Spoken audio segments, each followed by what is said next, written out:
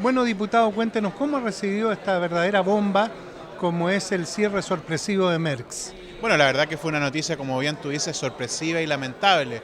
Lamentable por el impacto enorme que tiene sobre no solo estas 1.209 personas y sus familias, sino que también sobre una gran cantidad de otras personas que en torno a la empresa Merckx también genera movilidad económica. ¿En cuánto se calcula el impacto indirecto? Mire, yo he escuchado 4.000, 5.000 también personas aparte de las 1.209, incluso podría llegar a ser más. Sabemos que se genera un movimiento en torno a la empresa de la provincia de San Antonio y también creo que genera un impacto por consecuencia en el resto de la región de Valparaíso. Así que nosotros esperamos, obviamente, que pueda existir ya medidas que pueda adoptar el gobierno desde el punto de vista de poder enfrentar la emergencia que se genera a propósito de esto, pero también una discusión un poco más de fondo respecto de lo que son los despidos masivos cuando ocurren en distintas empresas para minimizar el impacto que estos puedan llegar a tener en los trabajadores y en las economías locales y por cierto también revisar un poco nuestra política de inversiones extranjeras. Yo creo que en Chile no existe ningún mecanismo que garantice de alguna manera u otra que inversiones que llegan para poder proyectarse a 20, 25 años terminen yéndose antes, ¿ya? Hoy día Increíble, con más de 50 tratados internacionales firmados por nuestro país.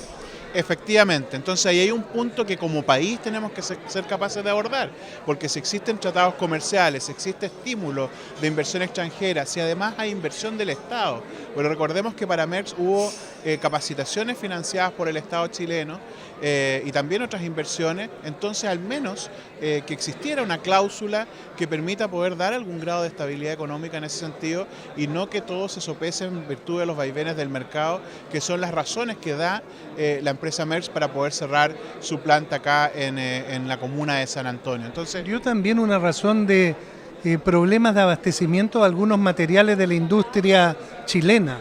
sí, aquí hay dos puntos y es importante que tú lo preguntes para poder despejar los mitos de que esto no tiene que ver con las huelgas de trabajadores ni la reforma laboral.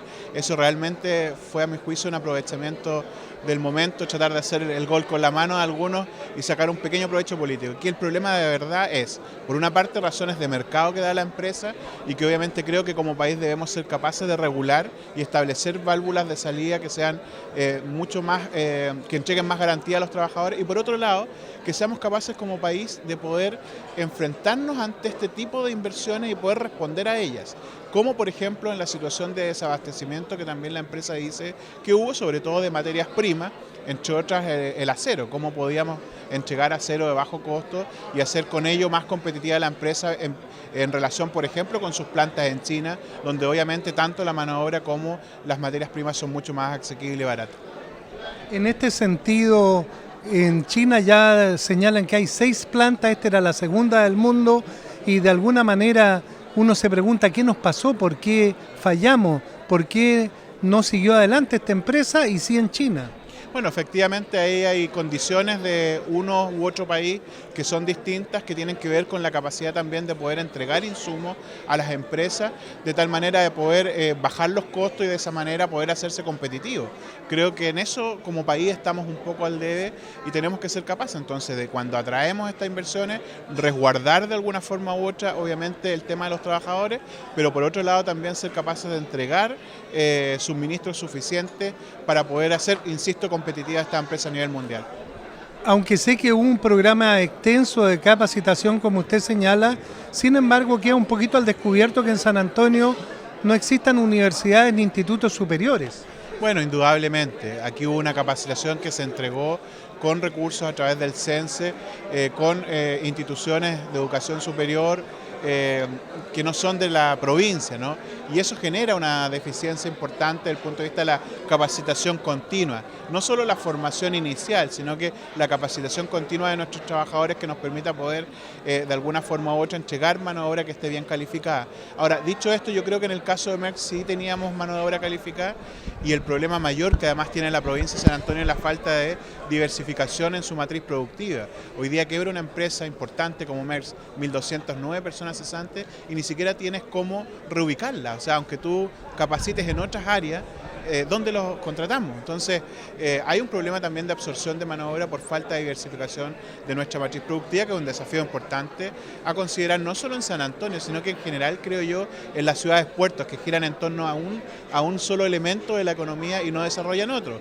Valparaíso ha logrado de alguna forma u otra diversificar un poco con el ámbito del turismo, pero así todos los niveles de cesantía todavía no son lo suficiente o los que uno quisiera.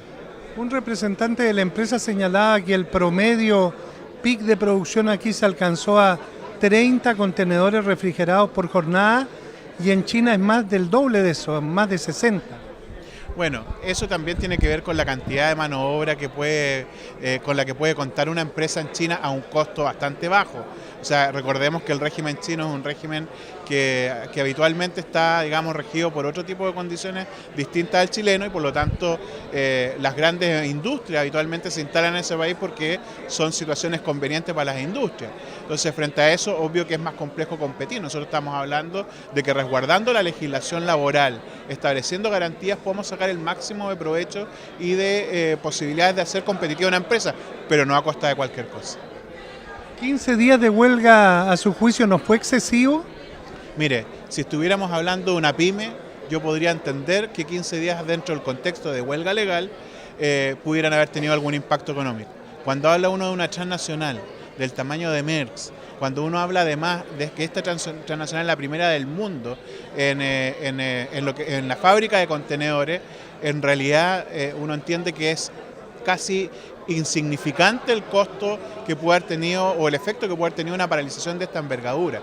Y es más, la empresa lo reconoce en su comunicado inicial del día jueves cuando comunica además a los trabajadores que no continúan y luego lo ratifica su gerente general a través de un medio de comunicación nacional donde él exculpa completamente a los trabajadores de esto. Por lo tanto, si la misma empresa reconoce que las razones son de mercado, de abastecimiento, mal podrían otras personas empezar a buscar causas completamente ajenas y distintas, insisto, para poder sacar un provecho político que no es el que requerimos en este instante. Diputado, ¿podría este episodio desincentivar las inversiones no solo en San Antonio, sino en Chile y de alguna manera afectar al proyecto de puerto a gran escala? Mire, yo creo que este proyecto, esta situación no se vincula, digamos, al proyecto. Claro que impacta desde el punto de vista del ánimo, ¿no? Porque San Antonio venía de manera creciente, recibiendo inversión importante, estaban los cruceros que habían llegado, había una actitud además desde el mundo político, la población y todo, de poder asumir todas estas nuevas inversiones. ¿Un quiebre psicológico? Claro, es como un balde de agua fría, entonces genera un cambio ahí de switch en lo psicológico, en lo anímico. Pero yo creo que San Antonio ha sido capaz de poder sobreponerse a situaciones complejas, tan complejas como el terremoto del 85, por eso mismo creo que frente a esta situación también se va a lograr sobreponer y no afectar en lo absoluto el devenir del puerto de gran escala.